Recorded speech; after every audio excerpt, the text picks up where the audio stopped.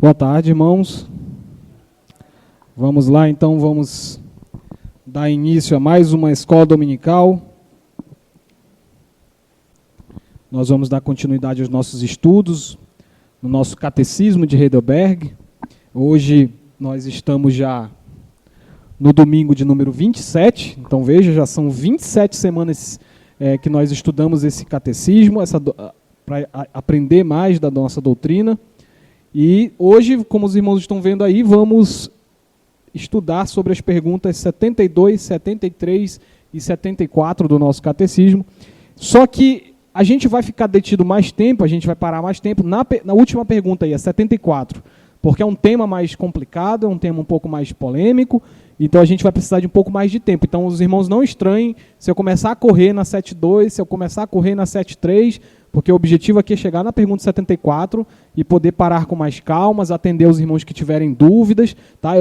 É importante que, se você tem dúvida nessa área do tema de hoje, você pergunte, porque para que a gente não fique depois sem entender algumas práticas, algumas doutrinas da nossa igreja, tá bom? Então, tem dúvida? Pode perguntar, tá bom? Então, antes da gente ler a nossa pergunta 72, vamos orar pedindo para que o Senhor abençoe esse momento de estudo. Amém? Vamos lá. Pai nosso que estás nos céus, nós te agradecemos, Senhor, por esse dia, o teu dia novamente, e te agradecemos por esse momento de estudo. Pedimos que o Senhor abençoe, ilumine nossas mentes, para que nós possamos entender a tua palavra e que possamos ser abençoados pela tua lei. Senhor, traz aqueles que estão vindo para cá em segurança, que eles possam chegar a tempo de receber a tua palavra, de chegar a tempo de aprender mais de ti e ter as suas almas edificadas. Abençoa esse momento, Pai, te pedimos em nome de Cristo Jesus. Amém. Amém, irmãos. Vamos lá, então eu vou ler a pergunta 72, os irmãos e a gente lê todos juntos a resposta, tá bom? Então a pergunta 72 diz assim: então esse lavar exterior com água por si mesmo remove os pecados? Resposta, irmãos: não. Somente o sangue de Jesus Cristo e o Espírito Santo purificam de todo o pecado. Perfeito. Pergunta 72, então, está perguntando sobre o poder do batismo, né? Nós já estamos há 3 semanas, se eu não me engano, falando do batismo, e essa pergunta agora tá bem no foco de uma dúvida que é muito comum. Afinal, já que a gente usa água no batismo, significa que a água do batismo ela tem poderes que vão lavar o teu pecado? Porque algumas igrejas por aí falam de água benta, né? O que é a água benta? É a água que foi benzida, ela tira o pecado. Aí a pergunta 72 está perguntando, então quer dizer que esse lavar aí do batismo tira os pecados? A água que tira os pecados é a água? É a água? Não, a resposta da pergunta 72, deixa eu voltar para os irmãos verem, não é a água que tira os pecados. O que é que tira os pecados então, irmãos? O sangue de Jesus Cristo. A água não tira os nossos pecados, tá bom? Então eu trouxe para os irmãos aí um pouco do contexto para a gente entender. O principal é esse texto lá de cima, o texto de Mateus 3, verso 11, e eu dividi em 3 cores para os irmãos entenderem o argumento aí. Ó. Olha só, primeiro de azul, né, a gente tem João Batista, lá em Mateus 3, ele está no Rio Jordão batizando, e aí ele diz assim: eu vos batizo com água para arrependimento. Essa é a primeira parte do texto. Então João Batista tinha um batismo igual ao nosso, ele usa água para arrependimento. Aí o que ele vai adicionar no segundo ponto, amarelo? Mas aquele que vem depois de mim é mais poderoso do que eu, cujas sandálias eu não sou digno de lavar. Então João está dizendo, eu batizo com água, mas tem alguém melhor que eu. E aí, por fim, de vermelho, essa pessoa que é maior que eu, vos batizará com o Espírito Santo e com fogo. Então, ou seja, João está dizendo que ele batiza, mas que tem um certo poder que ele não tem. Eu tenho a água, tá aqui a água no rio, coloquei em você, na sua cabeça. Agora, tem algo que eu não tenho, poder, que é para te salvar, que é para te purificar. Eu não tenho esse poder. Vai vir alguém superior com esse poder. E quem é esse poder? Quem é essa pessoa? Jesus Cristo. Ele vos batizará com o Espírito Santo e com fogo. Então tá aí, os irmãos podem ver a lógica. O batismo de João, a água é o sinal da lavagem. Jesus é superior, João apenas, então, aponta para alguém maior que ele, e a dimensão mais profunda do batismo, ali de vermelho, o batismo de Cristo é que, de fato, define quem foi lavado ou não. Então, como eu disse para os irmãos, eu estou correndo, mas se tiverem dúvidas, podem perguntar. Ficou claro o primeiro ponto? Não é a água que lava os nossos pecados. Nós usamos a água como um símbolo que aponta para o poder do Espírito Santo. É o poder do Espírito Santo que lava os pecados, é o poder do sangue de Jesus que lava os nossos pecados. Mas o batismo figura, aponta para isso. Tem até um texto ali de 1 Pedro lá em cima, não sei se dá para os irmãos enxergarem. A água figurando o batismo agora também vos salva. Né? A água do batismo figura, aponta para a salvação. Então, correndo bem rápido, esse foi o primeiro ponto, pergunta 72. Está claro, irmãos? Tem alguma dúvida sobre isso? Qual é o papel da água? Qual é o papel do Espírito Santo? Está tudo beleza? Então vamos lá. Pergunta 73. Eu vou ler a pergunta e a gente lê junto a resposta. Diz assim: então, por que o Espírito Santo chama o batismo de lavar regenerador e de purificação de pecados? Vamos lá? Deus fala assim por uma razão importante. Ele nos quer ensinar que o sangue e o Espírito de Cristo removem os nossos pecados, assim como a água remove a sujeira do corpo. Porém, ainda mais importante, ele quer assegurar, por meio dessa garantia e sinal divinos, que somos tão verdadeiramente purificados espiritualmente dos nossos pecados, assim como somos fisicamente lavados com água. Então, alguma coisa disso a gente já viu, está aí. Trouxe esses dois textos para os irmãos, olha só. Qual que é o objetivo, então? A água não lava o pecado. É o sangue de Jesus. Então, por que a gente diz que o batismo tira os meus pecados? Se a água não tem poder, se aquela água é só simbólica, por que eu digo que o batismo, então, representa a minha salvação? Está aí a resposta. Deus, quando Ele quer manifestar algum mistério, alguma coisa que é incompreensível para a nossa mente, Ele sempre vai usar símbolos compreensíveis. Então, se Deus aparecesse para ti e explicasse como é a salvação, como é a limpeza e a purificação dos teus pecados, você não ia entender. Se Deus mandasse um anjo, ou se Ele mesmo viesse, ou se viesse o Senhor Jesus Cristo falar contigo e te explicar na regra do mundo espiritual como é que o pecado sai da tua alma, você não ia entender. É algo espiritual, é algo de outro mundo. A gente não tem capacidade mental para entender isso. Então o que Deus faz? Ele compara aquilo que é espiritual com aquilo que é físico para você entender. Jesus fez muito isso, irmãos. Quando Jesus contava parábolas, era Ele tentando pegar algo do reino dos céus, trazendo para aquilo que os homens iam entender. A agricultura daqueles que plantavam, a pesca dos que eram pescadores. Então Jesus usava a linguagem dos homens para comunicar algo do mundo espiritual. É a mesma coisa aqui. O batismo usa uma coisa do dia a dia que todos nós conhecemos. Vou falar agora aqui, principalmente eu, né? Quando eu era menino, não sei, os outros homens que estão aqui, não sei se já fizeram essa experiência. Ia jogar bola na rua, ficava com o pé preto de sujeira. Chegava em casa, tinha uma esperançazinha de conseguir fugir do banho. O que fazia? Lavava só o pé. Porque era a única parte que estava marcada. E aí o que acontecia? Quando você esfregava o pé na água, a água saía de que cor? Da cor da sujeira, né? Escura. Se fosse barro, saía avermelhada, né? Então, qual é a ideia aqui? É que o batismo faz isso, irmãos. Você está lá todo manchado de barro, que é o pecado, e quando a água toca você, a água vai embora com os teus pecados. Então, Deus usou um símbolo compreensível. Todo mundo aqui já se lavou, todo mundo entende o que Deus quer dizer, para representar algo espiritual que você não conseguiria entender. Esse é o sentido do batismo, representar algo difícil. Então, olha só, olha o que Paulo diz aí, 1 Coríntios 6. Não vos enganeis, nem impuros. Aí ele começa a listar um monte de pecados, aí fala, nenhum desses vai entrar no reino dos céus. Ou seja, ele está dizendo que tudo isso é impureza. Todos esses pecados que estão listados aí são impureza, ou seja, a pessoa está suja. Uma pessoa suja não entra no reino dos céus. Certo? Aí vai para a parte azul. Mas, sempre que tem esse mais, aí vem alguma coisa diferente. Mas, vos lavastes. Está vendo aí? O batismo está sendo comparado a uma lavagem de roupa, irmãos. Exatamente. Então, você está com a roupa lá imunda. vinha desde a infância imundo. O batismo vai fazer o quê? Lavar aquela roupa. Você lavou. Tem uma roupa nova agora para você usar. Fostes santificados, fostes justificados em nome do Senhor Jesus Cristo. Então, aquilo que era sujo, o pecado, foi lavado com o sangue de Jesus. Aí mais uma coisa importante, olha esse texto aqui debaixo de Apocalipse 7. Lavaram, né, está falando dos salvos, lavaram suas vestiduras e alvejaram no sangue. Aqui tem uma coisa bem interessante. Alvejar, quem sabe tem aquele produto em casa, né? Alvejante de roupa. Esse alvejar vem da palavra alvo, que significa o quê? Branco. Quando a gente usa um alvejante é para a roupa ficar branca. Só que o texto está dizendo que a gente alvejou a nossa roupa com sangue. Olha que curioso, né? Se eu alvejar a roupa com sangue, que cor ela vai ficar? Vermelha, porque o sangue é vermelho, né?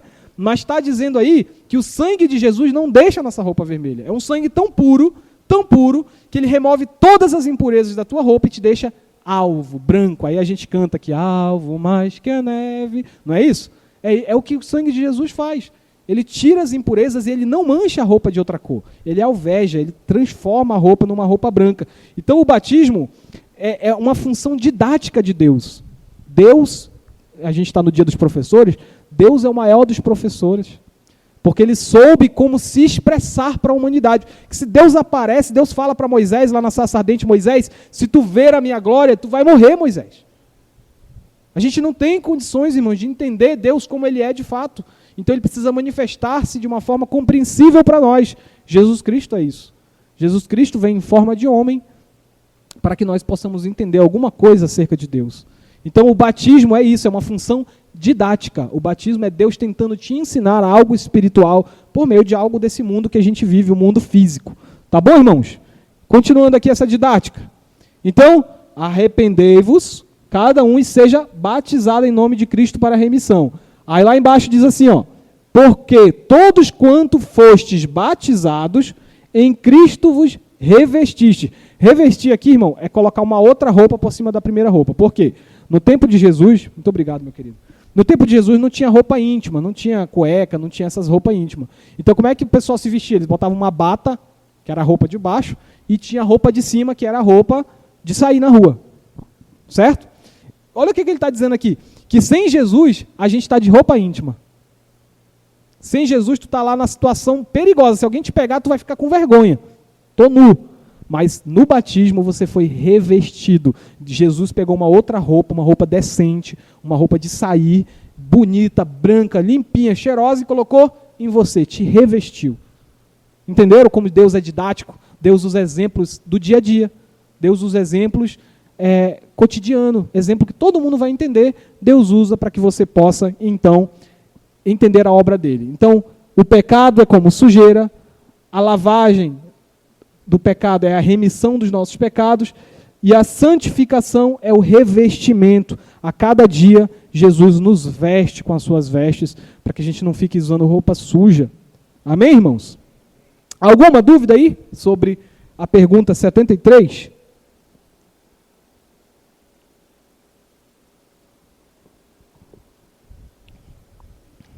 Então, passaram 15 minutos, a gente já fez a pergunta 72 e 73, porque, de fato, são temas que a gente já está vendo há mais algumas semanas, o significado do batismo, o que ele tem a ver, que ele aponta para a lavagem, é sinal e selo, tudo isso a gente já abordou. Agora, o que vem aí pela frente, a pergunta 74, ela é um pouco mais complexa, então a gente vai precisar ir devagarzinho. Mas até aqui, ninguém quer perguntar nada?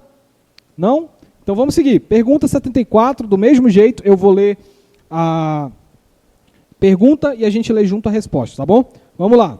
Pergunta 74.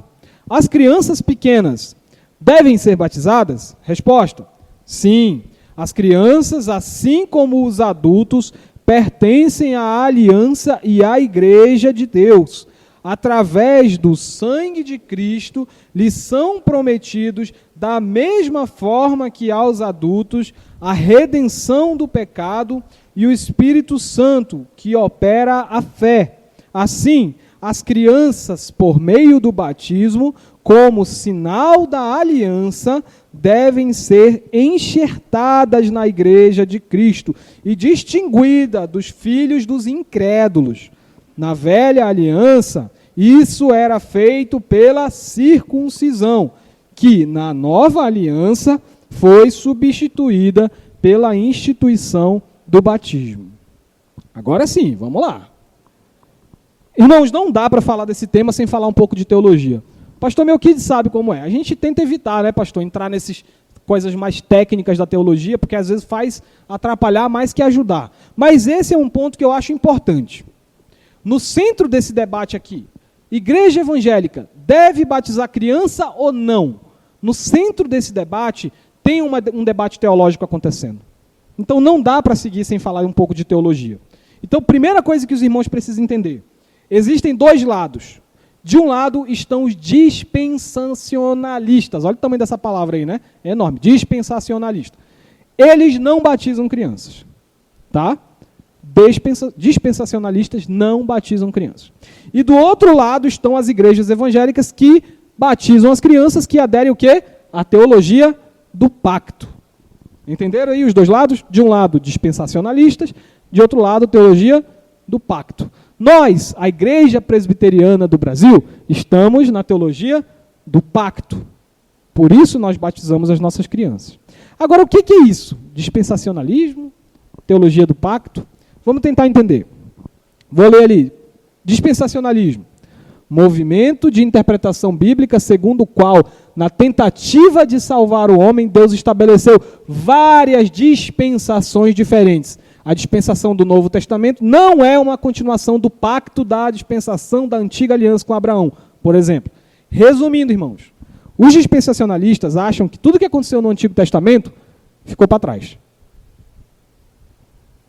Você já ouviu aquela história de, mas isso era no tempo da lei, agora eu estou no tempo da graça. Você já ouviu o pessoal falar isso? Isso é coisa de dispensacionalista.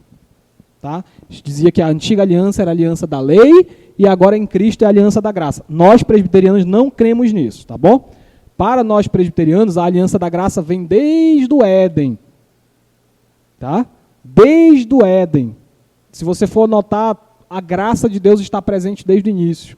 Sem a graça de Deus, não existiria o terceiro filho de Adão e Eva, Sete, aprendendo a adorar o Senhor. Não existia Noé no meio do nada dizendo, Noé achou graça diante do Senhor. Não existiria Enoque, que andou com Deus e por isso não morreu, foi levado para Deus. Todos esses casos são uma manifestação da graça de Deus. Não existe tempo da lei e tempo da graça. Então nós, presbiterianos, somos da teologia do pacto. Nós não acreditamos nisso aí. Nós acreditamos que a mesma aliança que Deus fez com Noé, com Abraão, com Isaac, com Jacó, com Davi, é a mesma aliança em Cristo e é a mesma aliança que nós temos até hoje. Nós todos formamos uma família, de Abraão até você que está aqui sentado. Se você é crente em Jesus, você faz parte da mesma família na fé. Então a teologia do pacto, como eu estou dizendo, defende que Deus tem apenas um pacto. Só um, irmãos. Um pacto, depois da queda, o qual não foi e nem será abrogado, não acabará, até que o propósito de Deus de salvar o seu povo esteja completamente cumprido. Desse ponto de vista, estamos na mesma aliança de Abraão, nós e os nossos filhos. Então, primeiro ponto aqui, irmãos. Por que nós batizamos crianças? Nós, da Igreja Presbiteriana do Brasil. Porque nós assinamos embaixo da teologia do pacto. Só existe uma aliança. Então, se só existe uma aliança, eu faço parte da mesma aliança de Abraão. Nós não somos dispensacionalistas. Até aqui, ok? Está dando para entender? Está dando para aguentar aí essa carga de teologia? Tá bom? Decorar essas palavras, irmão, não precisa não, tá? Irmão, essa palavra é muito difícil, não consigo nem pronunciar isso. Esquece, não precisa. Só precisa entender o que a gente crê. Nós cremos na teologia do pacto, só há uma aliança. A mesma de Abraão é a que eu estou até hoje. Amém? Beleza, seguindo. Aí tem uma imagem, olha só como é que é a teologia, né? Por isso que às vezes a gente perde os cabelos, né? Não tô falando nada pro pastor não, tá? Mas olha só isso aqui. O que está dizendo aqui? Lá no Éden tinha o pacto das obras e de Gênesis 3 para frente, tudo isso aqui é pacto da graça, irmãos. Não tem pacto da lei, pacto da graça. Tudo é graça. Desde Gênesis 3 aqui, ó, pacto da graça. Agora, dentro desse pacto da graça, tem a antiga aliança com os judeus e tem a nova aliança com Cristo. Essa é a única diferença. Mas é tudo um pacto só, Trouxe isso só para os irmãos verem aí de forma mais visual. Um pacto, uma promessa. Eu sei que está pequeno, irmãos, a letra, mas é porque era muito importante colocar esse texto. E aí ficou desse jeito aí. Quem quiser vir um pouco mais para frente, acredito que aqui na frente dá para enxergar, né? Então, irmãos, olha só ali, um pacto, uma promessa. Vamos entender isso aqui, é muito importante. Quando a gente leu a pergunta 74, lá falou o seguinte, que na antiga aliança, o símbolo era a circuncisão e na nova aliança é o batismo. Veja, se nós somos da teologia do pacto, como a gente acabou de ver, então a circuncisão e o batismo para nós é a mesma coisa. É uma continuidade. Então vamos ver aqui, ó. Gênesis 17:7. Olha só. Deus falando: estabelecerei a minha aliança entre mim, né, Deus falando, e ti, Abraão. E a tua? Deus fez uma aliança com Abraão e com a descendência de Abraão, que ainda não tinha nascido. Imagina isso. Sim, irmã. Oi? Jesus, a irmã está perguntando, por isso que Jesus quis ser batizado? Vamos lá. Jesus, ele ainda nasceu na antiga aliança. Ele inaugura a nova aliança na cruz. Então, Jesus, ele foi circuncidado aos 8 dias de vida. Quando Jesus completou 8 dias de vida, levaram ele para o templo e ele foi circuncidado, que era como se fosse o batismo daquele tempo. Quando ele atingiu lá os seus 30 e poucos anos, ele encontrou com João Batista no Rio Jordão e João Batista o batizou para que ele pudesse andar dentro da nova aliança. Mas o símbolo do batismo na antiga aliança era a circuncisão. E Jesus foi circuncidado com 8 dias de vida. Era um recém-nascido. Entendido, irmão? Obrigado. Então, olha só. Como eu estava dizendo, meu Deus, deu ruim aqui. Deixa eu voltar aqui, deu ruim aqui. Saiu.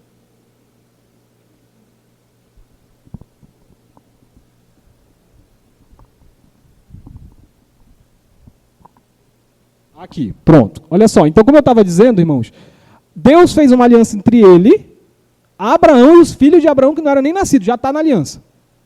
Ah, mas eles não têm que primeiro nascer, ver se eles vão querer a fé. Não, não, não.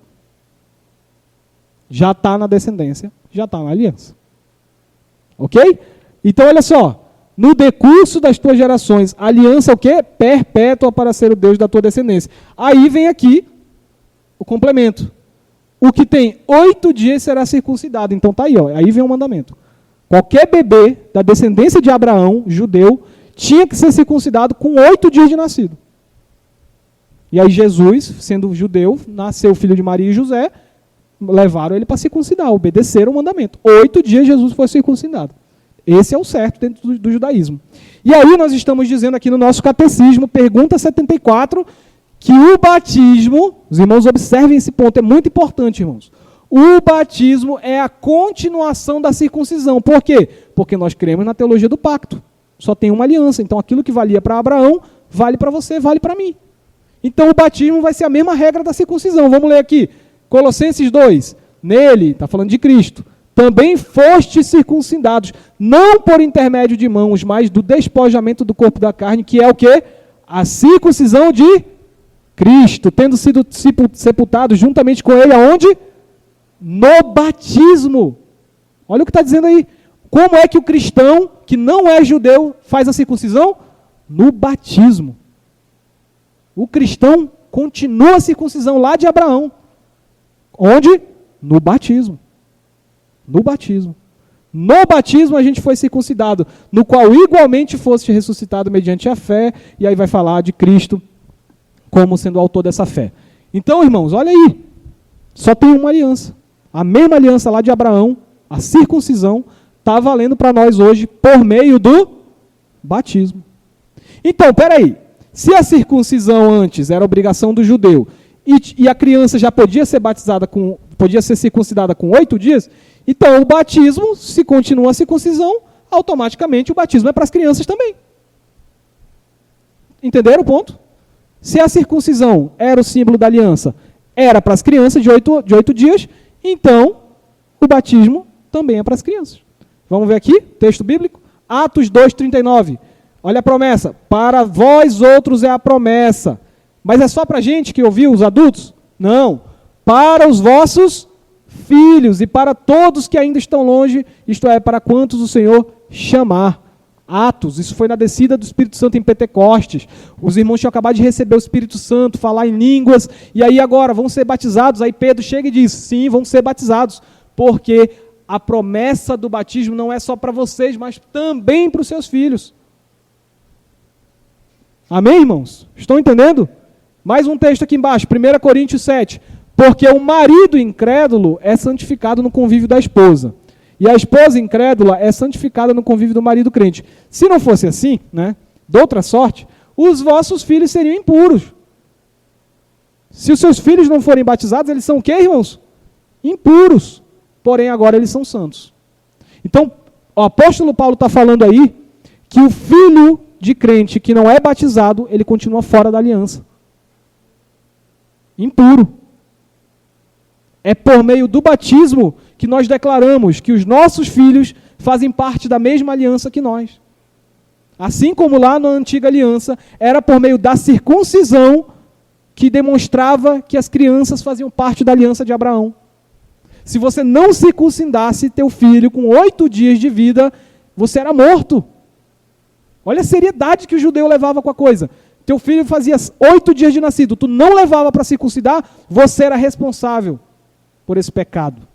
Era negligência você não apresentar o teu filho para ser circuncidado. Então agora a gente está vendo, essa mesma aliança de Abraão continua valendo para os crentes, só que o símbolo mudou. O símbolo que era a circuncisão agora é o batismo. Então o batismo continua sendo um dever para os pais crentes apresentarem seus filhos para receberem esse símbolo e assim participarem da aliança. Aqueles que não apresentam seus filhos estão deixando eles de fora da aliança. Vamos continuar? Não, aqui mais um pouco de teologia, então é melhor primeiro parar e perguntar. Temos dúvidas aí até aqui?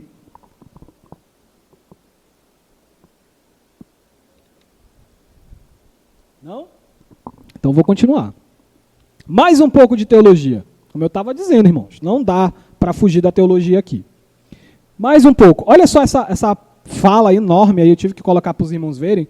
É de um pastor presbiteriano, Doris Van Cunha. Ele diz assim, ó. Primeiro Abraão creu, quando ainda era um pagão. Depois recebeu o sinal da circuncisão pelo selo desta fé. Porém, o mesmo não é verdade quanto nos referimos aos filhos do pacto.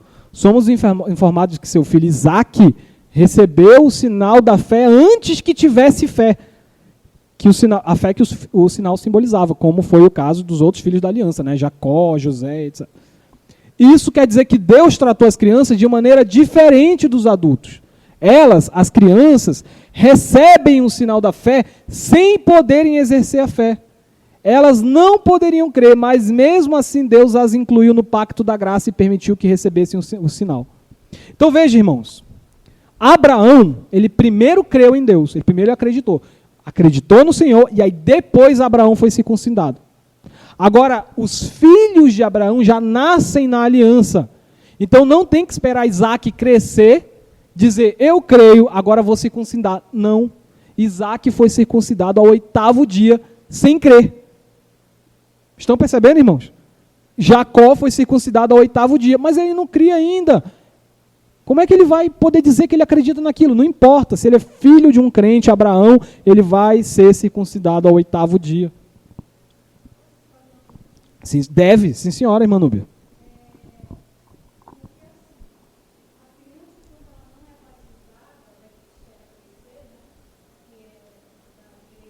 Sim, dispensacionalismo.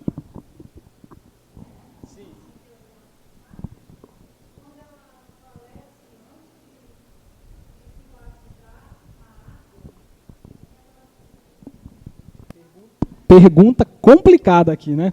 A pergunta da irmã, vou transmitir aqui no microfone para todos ouvirem. O que acontece com uma criança, filho de crentes, um filho de crente que não foi batizado e nesse meio tempo que ela viveu sem batismo, ela faleceu. Criança faleceu sem ser batizado. O que acontece? vamos lá. Isso aqui, a gente está trabalhando com uma exceção. Quando isso acontece, uma exceção, ela não é a regra, certo? Então eu não crio uma teologia baseada na exceção. Exceção é exceção, acontece. Quando acontece, aí volta para aquilo que a gente viu na pergunta 7.2. É a água que salva, irmãos? Então, se aquela criança foi escolhida por Deus, o seu Espírito Santo já está salvando ela dentro da aliança sem a água. Sem a água. Agora, isso é exceção. Não vá nessa de, não vou batizar meu filho, não. A água não salva mesmo. Porque isso é exceção. Regra é, apresente seu filho, se você é crente, apresente seu filho para o batismo. Caso contrário, você estará sendo negligente. Vamos na ordem que tem 2 mãos levantadas. Primeiro a irmã Cláudia, depois a irmã Iranilde, tá bom? Irmã Cláudia, pode falar.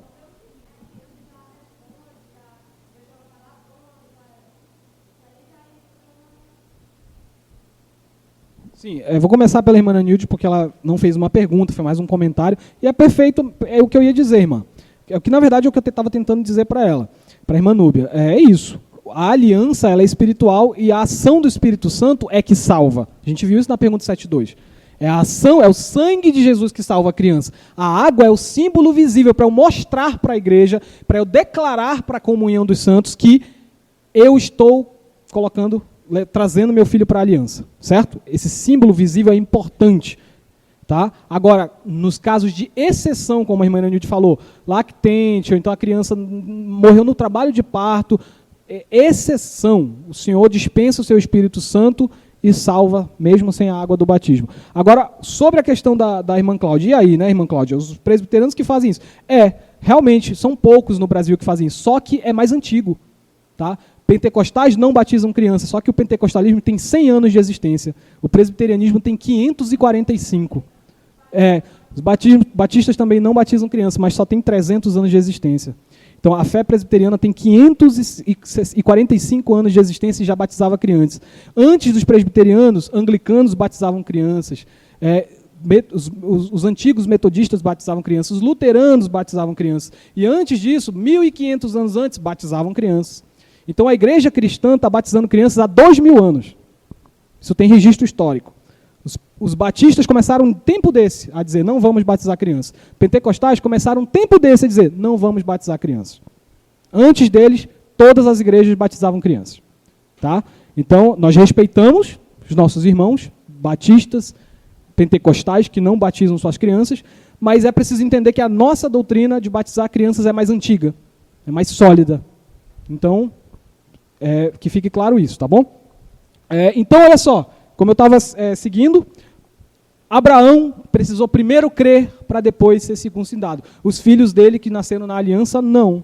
Os filhos dele, ainda bebês, com 8 dias de vida, já receberam o sinal da aliança, sem mesmo poder exercer a fé, sem poder crer. Então, se você acha que o batismo não é válido quando alguém não crê ainda, um bebê, então você está dizendo que a aliança com Abraão era injusta. Você está dizendo, isso é errado circuncidar Isaac com 8 dias. O menino nem cria ainda. Que ideia é essa de Abraão pegar o menino para circuncidar? Isso é errado. Tinha que esperar Isaac ter os 12 anos. Então por que Abraão não esperou? Porque a aliança era para os filhos também. Então se nós cremos na teologia do pacto, que a circuncisão é uma continuação para o batismo, então o batismo também é para os nossos filhos. E aí, entre esses 2 pontos, né, como eu disse, termos de teologia, você não precisa decorar esses termos de teologia, é só para que você entenda. Nossa igreja aqui é esse posicionamento de verde aqui, irmãos. Nós somos pedobatistas, essa é a palavra teológica, a palavra bonita que a gente usa, né? O que é um pedobatista? Que crê que as crianças devem ser batizadas, todos aqueles que estão sobre a aliança, inclusive as crianças. Todos que estão sobre a aliança precisam ser batizados, inclusive as crianças. Então, essa é a nossa posição presbiteriana, é a posição da Constituição, a gente vai já ver sobre isso, presbiteriana. Seu José Maria, fala. Então, é o sacramento. O que acontece? Pergunta 7.2, eu corri, né, achando que tinha ficado tudo claro. Pergunta 7.2, a água não salva. Pergunta 7.3, o que salva? O Espírito Santo, que usa a água para esse meio. Então, quer dizer, uma pessoa, agora indo diretamente para o Sr. José Maria, um adolescente de 12 anos estava esperando para ser batizado, vamos pegar aqui uma igreja pentecostal maior, Assembleia de Deus. Estava esperando os 12 anos para ser batizado, morreu com 11. Vai para o inferno? Se ele creu no Senhor Jesus Cristo, não, ele não vai para o inferno. Porque ele já pertencia à aliança. A falha de não ter sido batizado não é dele, é da denominação que está num erro teológico. Não está batizando suas crianças, estão errados teologicamente. Nós cremos nisso, sem problema nenhum, eu posso afirmar isso aqui.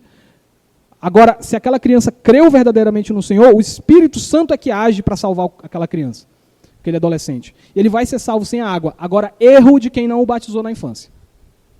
Erro de quem não o batizou. Deveria ter sido batizado na infância. Esse é o correto, segundo nós cremos, como presbiterianos que somos. Respondido, Sr. José Maria? Beleza. Então, todos devem ser apresentados ao batismo, adultos e crianças que sejam filhos de crentes. E aí cria dois tipos de membro na igreja. O membro comungante, ou seja, aqueles que já fizeram sua pública profissão de fé, já vieram aqui dizer, eu creio no Senhor Jesus Cristo, pode participar da ceia. E nós temos os membros não comungantes, que são justamente as crianças. Os filhos dos crentes receberam o sinal do batismo, mas ainda não podem professar sua fé, por isso eles não participam da ceia. Mas ambos são membros da igreja, porque ambos estão dentro da aliança. Entendido até aqui? Beleza. Então vamos expressar aqui rapidão, vamos correr um pouco que o tempo está estourando. O que é um membro não comungante? Primeiro, olha só aqui, ó, artigo 4º do capítulo 38 do nosso catecismo, da nossa confissão de fé de Westminster, que é como se fosse a nossa doutrina maior aqui, esse texto. Olha o que diz aqui. Não só os que professam sua fé em Cristo e obediência a Ele, mas os filhos de pais crentes, embora só um deles sejam, devem ser batizados. Irmãos, olha o que está de vermelho aí. A palavra é devem, não é podem. Não é que você pode batizar seu filho e criança, é que você deve fazer isso. Se você é presbiteriano, se você é membro de uma igreja presbiteriana, esse é um dever seu como membro. É apresentar o seu filho para que ele seja batizado, integrado, enxertado na aliança e assim tem os direitos de membro não comungante. Sim, senhora. Novamente, é o que nós falamos. O símbolo externo não salva. A água não salva. Agora, porque nesses casos negativos não salvou, aí eu vou deixar de batizar, entendeu? Esse que é o ponto. A gente não cria uma regra com base na exceção. A gente cria regra com base na regra. E a regra é essa, faça isso. O texto está dizendo, faça isso. Então a gente faz. Quando a criança segue um outro caminho, das duas uma. Ou o Espírito Santo não agiu no coração dela ainda, e aí no tempo correto vai agir e ela vai voltar, ou, de fato, nunca creu, e aí não tem nada que possa fazer. Não tem nada que possa fazer. Mas a questão é, os filhos dos crentes têm esse dever de que, estando no pacto da aliança, introduzir seus filhos no pacto da aliança. Isso é um dever. É a mesma coisa, eu vou escovar os dentes do meu filho quando é criança. Ah, mas isso significa que ele vai ter todos os dentes quando ele tiver 80 anos? Não, mas nem por isso eu vou deixar de escovar os dentes dele na infância. Eu vou escovar o dente dele na infância. Se depois mais velho ele parar de escovar, ele que fique banguelo. Enquanto ele era tutorado por mim, vai ter o dente limpo. Entendido, irmãos, a comparação aqui? É isso. Então, mais um documento aqui embaixo. Agora é os princípios de liturgia da Igreja Presbiteriana do Brasil. Isso aqui é a nossa Constituição, tá, irmãos? Aqui da igreja. Diz assim, os membros da Igreja Presbiteriana do Brasil devem, de novo a palavra devem, ó, devem apresentar seus filhos para o batismo, não devendo negligenciar essa ordenança. Olha isso. O crente, membro da Igreja Presbiteriana, não apresenta seu filho para batismo. Negligente. Não sou eu que estou dizendo, não é o Diego. Está escrito no documento. Negligente, está falhando. Está deixando de apresentar o seu filho para ser enxertado na aliança. Ok, irmãos? Então, é o documento que está dizendo. Aí é um comentarista do nosso catecismo falando que os filhos são membros... Aí, novamente, toca essa questão, irmã Anilde, irmã Cláudia, seu José Maria, irmão José Maria, olha só. De novo, o filho é membro desde o quê? O nascimento. O meu filho, a minha filha, já nasceu membro do corpo de Cristo, antes de receber a água do batismo.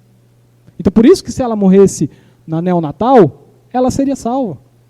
Porque se ela foi escolhida por Deus, não é a falta de água que vai mandar ela para o inferno. Não, a gente não é supersticioso, água mística, água benta, não. A questão é que a água é o meio como eu tenho que colocar publicamente que essa aliança é verdadeira. Nós vimos no começo do estudo, Deus usa didaticamente a água para simbolizar isso. Então, se eu não uso a água, eu estou sendo diferente, eu estou agindo diferente do que Deus se propõe a agir. Então, olha só, as crianças são batizadas não para virar membro, são batizadas porque já são membros desde o nascimento. Aí entra o exemplo do São José Maria. O adolescente São José Maria, que não conseguiu se batizar e morreu, ele já era membro da aliança. Mesmo sem água. O erro não foi dele, ele cria. O erro foi de quem não ofereceu a água para ele. Então, por isso que nós oferecemos. Por isso que nós oferecemos a água para a criança, por isso que aqui dentro isso é um dever. O membro não comungante, então, como eu estava dizendo para os irmãos, não tem ainda todos os privilégios. Então, o bebê não vai participar da ceia, porque a pediatra disse que não pode. Não, brincadeira, não é por isso. O bebê não participa da ceia porque ele ainda não comunga. Quando é que comunga? Quando é que participa da mesa? Quando faz a pública profissão de fé. É quando ele atinge essa idade dos 12 anos, mais ou menos, José Maria, e já recebeu a água e agora vai chegar aqui e dizer, olha, aquilo que os meus pais me criaram para ser, eu professo, eu concordo, eu confirmo, é o que eu creio. Então, a partir daquele momento, já não é mais o cuidado dos pais dele que está fazendo ele andar no caminho da fé. É o caminho que ele decidiu. E por ter decidido agora, numa idade de razão, ele vai participar da mesa. É assim que nós fazemos na igreja presbiteriana, e esse é o dever que eu estou apresentando. Oi? Não importa a idade, porque tem que ser uma convicção pessoal. Não adianta querer fazer, a idade do crisma. É a idade da crisma. Esse aqui tem que vir, bota 15 menininhos coroinha aqui e batiza tudinho na marra. Não. Convicção pessoal. Não, o termo que a gente usa é esse, pública profissão de fé, é o termo mais correto. É quando aquela fé que os meus pais me criaram no batismo se confirma, eu vou falar publicamente, vou professar publicamente que é nisso que eu creio. Não se trata de uma reconciliação, porque não dá para dizer que a pessoa estava irreconciliada ou desconciliada. Conclusões então, irmãos, para a gente terminar, deixa eu ver como é que está o tempo, 4 minutos. A água do batismo não salva, ela aponta para a salvação e fortalece a nossa compreensão. Porque como é algo visível, fica mais fácil de eu entender o que Deus está fazendo. Quando a água externamente tira a sujeira da pele, eu entendo, Deus internamente está tirando os pecados. Essa é a didática do batismo. Conclusão 2. O batismo é a continuação da circuncisão, pois só há uma aliança. Teologia do pacto, como eu estava dizendo para os irmãos. Nós cremos que só há um pacto, então o batismo é a continuação da circuncisão. E se a circuncisão era apresentada para as crianças de até 8 dias, já podia ser circuncidado, então o batismo também deve ser apresentado para as crianças, porque faz parte do mesmo pacto. Ponto 3. O batismo pode ser administrado nas crianças sem que eles creiam, se os pais já forem crentes. Pois é um sinal de que estão sob aliança. Ou seja, mas peraí, como é que a criança de 1 ano vai ser batizada, ela não crê? Isaac foi circuncidado com 8 dias. Também não cria. Então, se Isaac podia ser circuncidado com 8 dias de nascido, eu posso batizar minha filha com 1 dia. Entenderam? É o mesmo pacto, é a mesma aliança, o mesmo símbolo, então eu posso manter como estava.